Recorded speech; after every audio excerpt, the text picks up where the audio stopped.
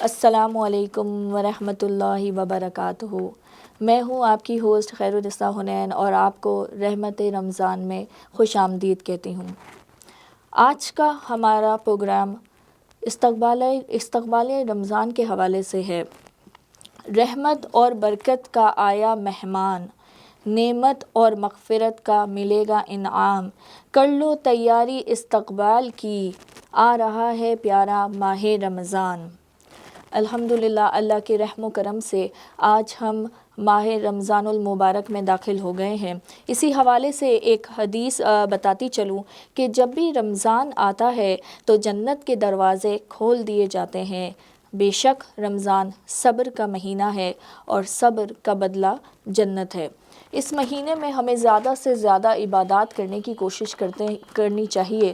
آئیے ہم سب مل کر یہ جانتے ہیں کہ استقبال رمضان کس طرح سے کیا جائے۔ اس حوالے سے ہم مزید بات کریں گے اور ہمارے پاس موجود ہیں بہت ہی پیاری خوبصورت شخصیت، ڈائریکٹر ہیں جو کہ Islamic education culture and research centre کی، اور ساتھ ہی وائس پریزیڈنٹ بھی ہیں پاکستان وومنس ایسوسی ایشن آف ہیوسٹن کی۔ السلام علیکم صدف اکمل۔ وعلیکم السلام۔ کیسی ہیں آپ؟ الحمدللہ، آپ بتائیں کیسے؟ میں ٹھیک ٹھاک ہوں۔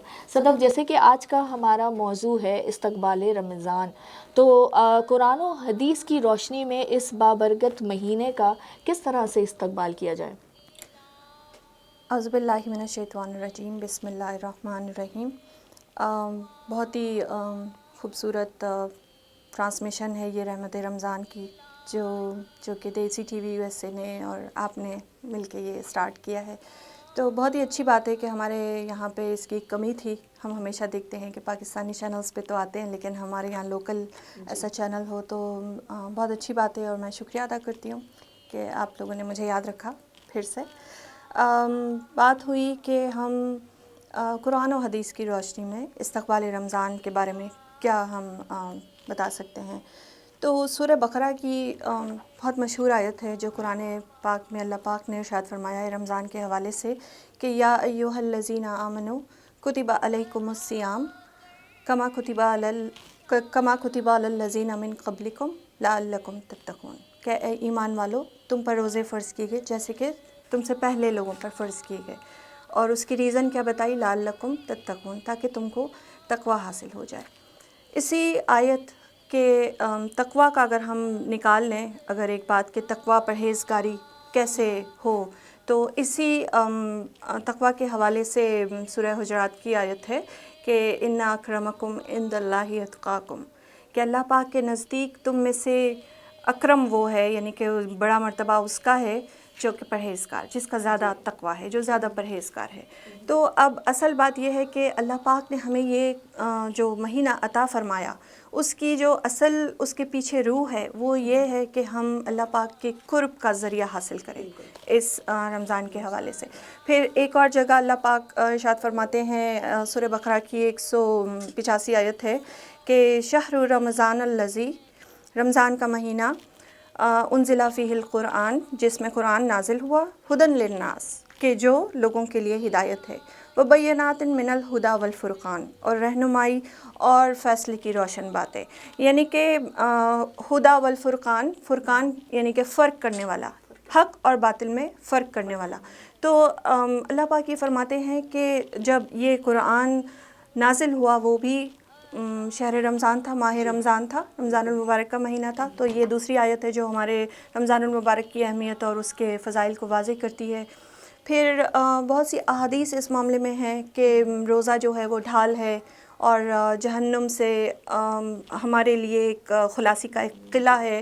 تو یہ بہت ساری ایسی باتیں ہیں، اگر ہم اس میں دیکھیں تو پتہ چلے گا کہ اللہ پاک نے ہمارے لیے یہ ایک بہت بڑی نعمت ہمیں عطا فرمائی کہ ہم اس میں جتنا زیادہ کوشش کریں کہ اس کی برکتیں اور رحمتیں سمیٹ سکیں، اور کوشش کریں کہ اپنی، جیسے ہم نے پہلے پروگرام میں بات کی تھی کہ ہم اپنی کوشش کریں کہ زیادہ وقت جو ہے وہ ہم عبادات کی طرف دیں اور ہم اپنی باقی چیزوں کو۔ آپ کی اس بات کو آگے لے کر چلوں گی کہ یہاں امریکہ میں ہم ویسٹرن کنٹریز میں جو ہے ویسے ہم رہائش پذیر ہیں، تو اس حوالے سے ہماری کیا ذمہ داری بنتی ہے کہ ہم اپنی نیو جنریشن کو، جو ہمارے بچے ہیں ان کو ہم کس طرح سے ٹیچ کر سکتے ہیں رمضان المبارک کے حوالے سے کہ کس طرح سے جو ہے ویلکم کیا جائے. جیسے ہمارے گھر کوئی مہمان آتا ہے تو ہم سکھاتے ہیں بچوں کو کہ جو ہے ادب سے سلام کیا جائے اور انہیں جو بیٹھنے کے لیے کہا جائے. بالکل اسی طرح سے ہمیں رمضان المبارک مہمان کا ہے جو ہمارے مہمان لیے، ہے اللہ پاک تو نے ہمیں کس طرح سے ہم ہمارے بچوں کو جو ہے وہ ٹیچ کر سکتے ہیں کہ کیسے ہم استقبال کریں. بہت اچھی بات ہے، بہت اچھا سوال ہے آپ کا کہ ہم جو یہاں ہیں ہماری ذمہ داری بحیثیت مسلمان اور مدرس کے اور بھی زیادہ ہماری بڑھ جاتی ہے کہ ہم بچوں کو کیسے سکھائیں.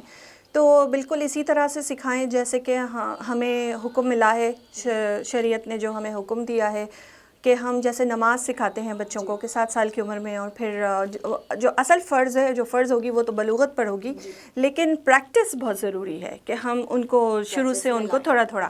تو اسی طرح سے روزے کا بھی ہے کہ جو چھوٹے بچے ہیں، بالکل ہی چھوٹے بچے ہیں، آپ ان کو اگنور نہ کریں گے نہیں ان کو تو کچھ پتہ نہیں ہے اور ان کو تو نہیں، یہ تو رکھ بھی نہیں پائیں گے. تو نہیں، ایسی بات نہیں ہے، ان کو ہر چیز کا بتائیں. رمضان آ رہا ہے تو ان کو بتائیں.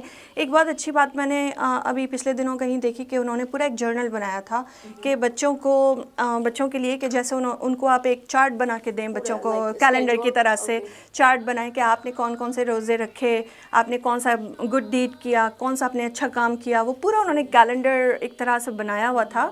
اور وہ یہ ہے کہ بچے اپنے جیسے فریج پہ اپنا یہاں پہ ریفریجریٹر پہ اپنے جو آرٹ ورک ڈسپلے کرتے ہیں تو وہاں آپ لگا دیں کہ آپ نے آج کے دن کیا اچھا کام کیا. تو وہ اس میں بچے نوٹ ڈاؤن کریں گے اور پھر وہ جب ہمیں دیکھیں گے سحری اور افطاری کا ایک روٹین ہوتی ہے ایک پوری، تو ظاہر ہے کہ بہت چھوٹی عمر کے بچے ہیں وہ بھی ہمیں دیکھ کے اس کو کاپی کرتے ہیں. اور پھر ہمیں اینڈ میں ان کو اپریشیٹ کریں، کوئی انسینٹیو دے. بھائی ہمارے لیے بھی تو اللہ پاک نے انسینٹیو رکھا ہے نا، جنت کا وعدہ ہے، عید ہے اور بہت سارے بالکل. تو مغفرت ہے. ہم بچوں کے لیے ان کے حساب سے کوئی اچھا سا گفٹ، کوئی ان کو انسینٹیو ایسا دیں کہ وہ ان کو انکریجمنٹ ملے اور ساتھ میں وہ سیکھیں. اب جیسے چھوٹا روزہ ہے، اگر کوئی عصر سے مغرب کا ٹائم، تاکہ ان کی عادت پڑے کہ وہ کچھ کھانے پینے سے رکے رہیں، پینے کی بات نہ کریں، تھوڑی سی دیر کے لیے رکھ. ظاہر ہے کہ ان کا فرض نہیں ہے تو وہ روزہ تو کاؤنٹ نہیں ہوگا، لیکن پریکٹس کے لیے بہت ضروری ہے. میں نے دیکھا ہے 4 5 6 سال کے بچے ضد کرتے ہیں گھر میں کہ ہمیں بھی رکھنا ہے، جب وہ ہمارے ساتھ سحری کرتا ہے کہ مما مجھے روزہ رکھنا ہے. تو یہ ہے کہ ان کو ہم اس طرح سے ٹریننگ ان کو آپ ٹرین کریں کہ آپ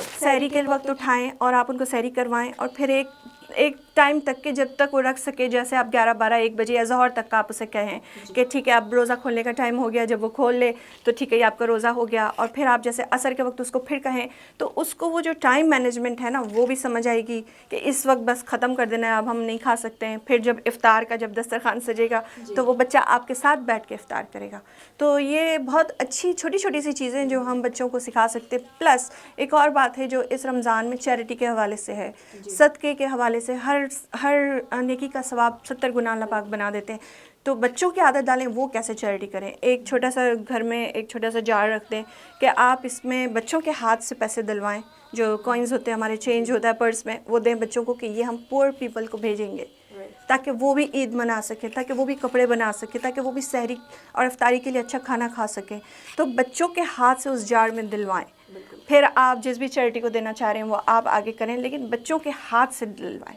تو ان کو چیریٹی کا مقصد سمجھ آئے گا، ان کو صدقے کی بات سمجھ آئے گی، ان کو صدقے کا بھی بتائیں. ان کو ایک وقت ایسا نکال لیں گھر میں جیسے ہم بیٹھ کے ان سے بات چیت کرتے ہیں بچوں سے، یا قرآن پاک پڑھاتے ہیں، یا جو بھی ایسی کہ ہم مطلب بیٹھ کے پڑھانا بھی ایک طریقہ ہے، اور یا پھر چلتے پھرتے بات چیت میں بھی سمجھانا ایک طریقہ ہے.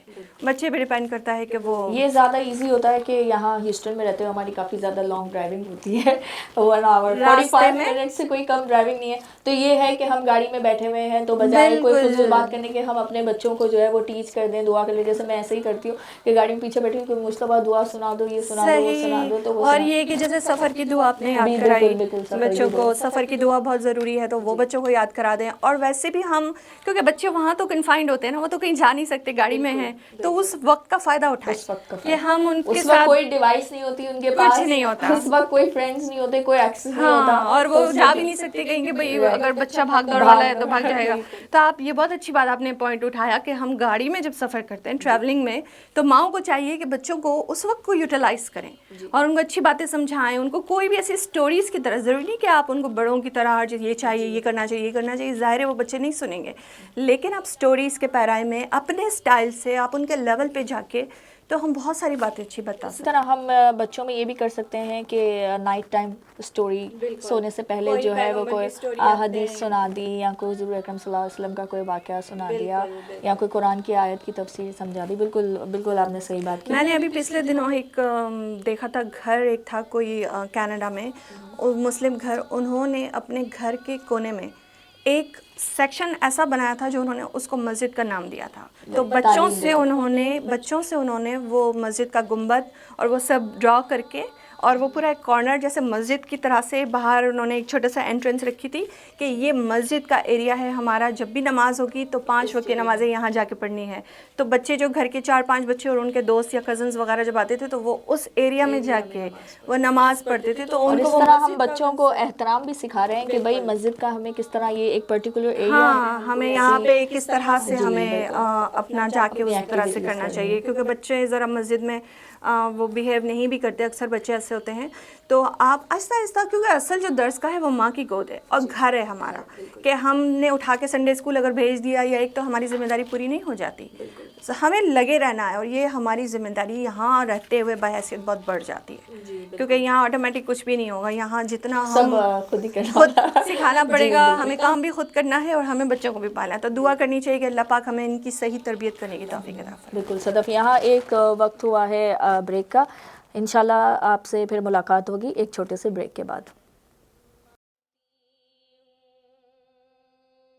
ویلکم بیک, آپ کو ایک بار پھر خوش آمدید کرتی ہوں رحمت رمضان پروگرام میں. جی صدف, تو ہم یہ بات, ہمارا آج کا ٹاپک استقبال رمضان ہے, ہم اس حوالے سے گفتگو کر رہے تھے ہماری مہمان صدف اقبانی صاحبہ سے. صدف, میں نے عموماً یہ دیکھا ہے کہ ہماری نیو جنریشن ہے اور ہمارے جو بچے ہیں وہ اکثر جو ہے روزہ اسکپ کرنے کی جو ہے وہ ریزنز تلاش کرتے ہیں, لائک یہ کہ کبھی ان کی طبیعت تھوڑی ناساز ہو گئی یا تھوڑا کچھ ان کے ایگزامز آ گئے تو وہ کہتے ہیں ماما ہمارے اوپر پریشر بہت ہے تو ہم جو ہے وہ رمضان کا روزہ نہیں رکھ پائیں گے. تو اس حوالے سے کیا حکم ہے قرآن و حدیث کے حوالے سے, آپ کچھ بتانا چاہیں گی؟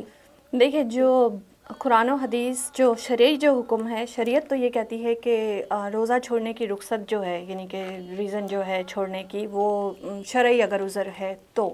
اب شرعی عذر کیا ہے کہ کوئی بیمار ہے, اب ہر کوئی انسان یہ سمجھتا ہے ہم اتنے بیمار ہیں, لیکن اس بیماری کا کرائٹیریا ہے جو کہ شریعت نے پورا واضح کیا ہے کہ جب تک ایسی سچویشن نہ ہو کہ مطلب جان کی پرابلم نہ ہو جائے یا کوئی ایسی صحت اس طرح سے خراب ہو جائے کہ جو مطلب بہت زیادہ ہو, اور پھر ڈاکٹر بھی ایسا جو کہ بہت زیادہ ایسے یوں ہی یہاں کے ڈاکٹر جو کہہ دیتے ہیں کہ نہیں رکھیں, آپ فاسٹنگ نہیں کریں, ایسے نہیں, لیکن کوئی وہ جو کہ روزہ جو سمجھتا ہو ڈاکٹر ایسا جو مسائل کو, اسلامی مسائل کو, کہ اس نے اگر کہا ہو آپ کو کہ یہ چیز آپ کے لیے مشکل ہے یا آپ کو نقصان کرے گی, اس حالت میں روزے کو چھوڑنا عذر بنے گا, شرعی عذر. لیکن اور پھر بھی اس کی قضا بعد میں بھی رکھنی لازم ہوتی ہے. یوزلی جو دیکھا گیا ہے وہ یہ ہے کہ چھوٹی چھوٹی چیزوں کو ہم ریزن بنا لیتے ہیں, چھوٹا چھوٹا سا بہانہ بنا لیا, نزلہ زکام ہو گیا تو ہم نے کہا طبیعت خراب ہے تو روزہ چھوڑ دیتے ہیں. لیکن یہ بات سمجھنی چاہیے کہ روزہ, رمضان المبارک کا روزہ, اس کی فضیلت اور اس کی برکتیں اتنی ہیں کہ بتایا گیا ہے, کہا گیا ہے یا حدیث میں کہ اگر ہم اس کو اگر میک اپ کرنے کے لیے اگر ہم مدتوں بھی اگر روزے رکھتے رہیں نا, ساری زندگی بھی رکھتے رہیں, تو ہم اس کی برکتوں کو نہیں پا سکتے. تو آپ یہ دیکھ لیجئے, اس بات سے اندازہ لگا لیجئے کہ کتنی اہم اور کتنا نازک معاملہ ہے. تو ہم اس سے صرف ہم اپنی چھوٹی موٹی چیزوں, سر درد ہے تو کل کا ہم نے روزہ چھوڑ دیا کہ چلو کل ٹھیک ہو جائیں گے, تو ایسا نہیں ہوتا ہے. اور پھر بھی اگر کوئی ایسا, تو علماء کرام سے رجوع کر کے ان سے صحیح طرح سے بات کر لینی چاہیے کہ بھئی ہمارا یہ مسئلہ ہے, کیا ہمارا جو ریزن ہے وہ شرعی عذر کہلائے گا یا نہیں. تو یہ بہت اہم ہے. اور دوسری بات یہ, یوزلی جو بچے ہیں, چھوٹے بچے یا ٹین ایجرز ہیں یا جو کالج گوئنگ ہے زیادہ تر یہ, لیکن بڑوں میں بھی یہ دیکھنے میں آیا ہے کہ ذرا سی بات, یا تھکن ہو گئی ہے یا جاب کے آورز زیادہ ہیں یا کچھ بھی, تو وہ اسکپ کرتے ہیں اور اس کو کوئی اتنا اہمیت بھی نہیں دیتے کہ ٹھیک ہے ہم بعد میں رکھ لیں گے. اب بعد میں رکھتے ہیں یا نہیں وہ بھی ان کا ہمارے معاشرے میں دیکھنے میں یہ آیا نا کہ عموماً لوگ کہتے ہیں کہ بھئی چلو بعد میں رکھ لیں گے، بعد میں پورا کر لینا یا بعد میں کر لینا. تو اس میں یہ ہے کہ آپ کے سراؤنڈنگ لوگ جو ہے نا وہ بھی آپ کو کافی زیادہ اس بارے میں جو ہے وہ سپورٹ کرتے ہیں کہ اٹس اوکے، تو آپ تھوڑے سے لیزی ہو جاتے ہیں. لیزی بھی ہو جاتے ہیں، لیکن شرعی مسئلہ سمجھنا چاہیے کہ یہ بالکل بھی صحیح نہیں ہے. ہم ایک دوسرے کی دیکھا دیکھی یا اگر کسی نے ہمیں کہہ دیا، ہمارے پیرنٹس نے ہمیں کہہ دیا، بچوں کو کہہ دیا بیٹا آپ کرنا ہے، پیرنٹس کا دل عموماً نازک ہوتا ہے، لیکن شریعت میں پیرنٹس کے دل کی کوئی اہمیت حیثیت نہیں ہے. تو یہ کوشش کریں کہ بچوں کو، اگر بالغ ہیں بچے تو اگر پیرنٹس نے منع کیا ہے تو اس کا گناہ پیرنٹس پر بھی جائے گا، اور ظاہر ہے کہ بالغ بچہ ہے تو وہ بھی اپنا جواب دہ ہے. تو یہ بہت نازک معاملات ہوتے ہیں شریعت کے، تو ایسے ہی ہم اسکپ نہیں کر سکتے. پھر دوسری بات یہ سمجھنی چاہیے کہ جیسے یہ ہم جب روزہ رکھتے ہیں اور جو کچھ ہم پر فرض اللہ پاک نے کیا، اور رمضان المبارک کا اتنا بڑا مہینہ ہمارے ساتھ ہے، تو اس کے اندر ہمیں کیا کیا اس کی برکتیں فوائد مل رہے ہیں. دنیاوی اگر ذرا سا کوئی تکلیف یا کچھ ہو رہی ہے تو اس کے مقابلے میں کوئی حیثیت نہیں رکھتی ہماری تکلیف. تو ہمیں چاہیے کہ ہم مطلب تھوڑی سی کوشش کریں اور تھوڑی تگ و دو کریں، کیونکہ یہاں تو دیکھیے ہر جگہ اے سی وغیرہ سب ہیں، ہم اتنا مشکل نہیں ہے، لیکن پاکستان کا سوچیے، اور ایسے ہی دوسرے ممالک جو اتنے سعودی عرب کا بھی آپ لے لیجیے، جو اتنے زیادہ ایڈوانس نہیں ہیں اور جہاں اتنی گرمی ہوتی ہے، تو گرمیوں کے روزے رکھنا آسان نہیں ہے. لیکن مسلمانوں کو چاہیے، کیونکہ ویسے بھی حضرت علی کرم اللہ وجہہ کا مجھے یہ ایک قول یاد آ رہا ہے کہ انہوں نے فرمایا کہ رمضان کے جو گرمیوں کے روزے ہیں وہ میرے پسندیدہ ہیں. تو وہ یہ کہتے تھے کہ مجھے گرمیوں کے روزے پسند ہیں. تو اصل بات جو ہے نا اس کے اجر کی طرف ہماری جو توجہ ہے وہ اجر جتنا کی، ہم زیادہ کمپرومائز کریں گے پیاس سے اور بھوک سے تو اتنا ہی زیادہ ہمیں اجر ہوگا. اور پھر یہ بھی ہے کہ بچے اگر یہ سمجھتے ہیں، بڑے بھی یہ سمجھتے ہیں کہ ہم چھوڑ دیتے ہیں تو کوئی ایسی بات نہیں، ہم اپنا جاب کر لیں گے، ہمیں پروموشن مل جائے گی یا سم تھنگ جو بھی ان کے بیک آف دا مائنڈ ہے. لیکن یہ سمجھنا چاہیے کہ یہ سب کچھ دینے والا اللہ پاک کے ذات ہے، سب کچھ اللہ پاک کے ہاتھ میں ہے. وہی دیتا ہے، بے حساب دیتا ہے جس کو چاہتا ہے. تو آپ کو جتنا ملنا ہوگا وہ ملے گا. اگر آپ یہ سب چیزیں کٹ ڈاؤن کر کے اگر اپنی بڑھانے کی کوشش کریں گے کہ ہمیں جاب میں آور زیادہ ملیں گے تو ہمیں پیسے زیادہ ملیں گے، تو یہ سب دنیاوی باتیں ہیں. تو وہی بات ہوئی کہ ہمیں دنیاوی چیزوں کو پس پش ڈالنا چاہیے، اور اس وقت یہ مہینہ جو ملا اس کو غنیمت سمجھیں. ہمیں نہیں پتہ اگلا مہینہ ہمیں ملے گا یا نہیں ملے گا. قرآن پاک میں اللہ پاک فرماتے ہیں کہ تو عز من تشاء و تذل من تشاء، کہ عزت بھی اللہ پاک کے ہاتھ میں ہے اور ذلت بھی اللہ پاک کے ہاتھ میں ہے. تو ہر چیز اس کے ہاتھ میں ہے. تو جو کچھ انہوں نے ہمیں دیا ہے، ہمیں چاہیے کہ ہم اس کا صحیح سے صحیح جتنا بھی زیادہ ہم اس کا فائدہ اٹھا سکیں. بالکل صدف، آپ کا بہت بہت شکریہ آنے کا. یہیں میں اپنے اس پروگرام کا اختتام کرنا چاہوں گی. بہت اچھی گفتگو فرما رہی تھی صدف اقبانی صاحبہ.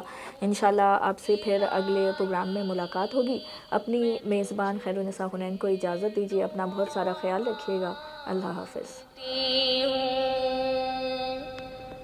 کرم